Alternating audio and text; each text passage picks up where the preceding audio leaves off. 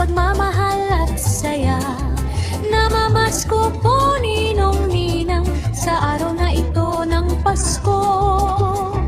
Ang inyong mga inaanak ay nagmamahal at nagdarasal. Sa inyong pagmamahal kami ay biniyayaan. Sa pagmamahal ninyo kami ay lumalaki. Sa inyong gabay kami ay nagpapatnubay. Kayo ang ilaw sa aming landas. Namamasko po ninong ninang sa inyong pag-aliw at grasya.